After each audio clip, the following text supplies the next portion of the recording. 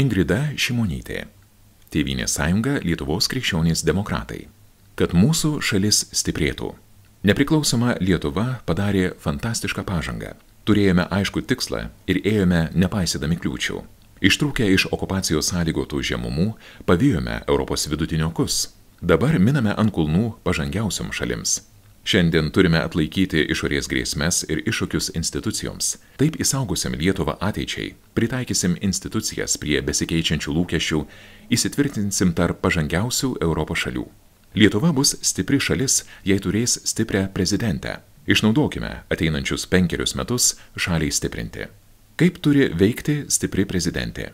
Užtikrinti sąjungininkų paramą, neutralizuoti Lietuvai kylančias grėsmes. Mandagiai, bet griežtai įsireikalaudama rezultato Lietuvos saugumui.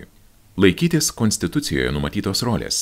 Bendrauti ir bendradarbiauti, bet netrukdyti veikti Seimui ir vyriausybei, teismams. Nesivaikyti pigaus populiarumo. Visada galvoti tik apie vieną, kad valstybės mechanizmas veiktų darniai, be pozavimo ir iš nepasitikėjimo kylančių trikdžių.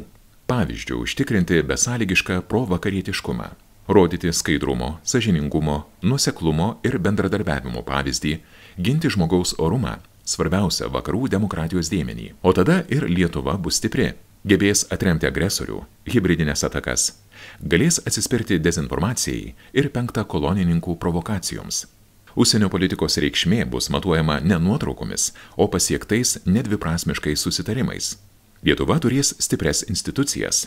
Pirmą kartą per pastaruosius 5 metus pagaliau bus visiškai suformuotas teisėjų korpusas ir teisingumas liausis būti lėtas.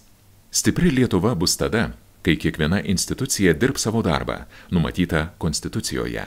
Prezidentas turi nešti atsakomybės ir brandos, o ne populizmo vėliavą.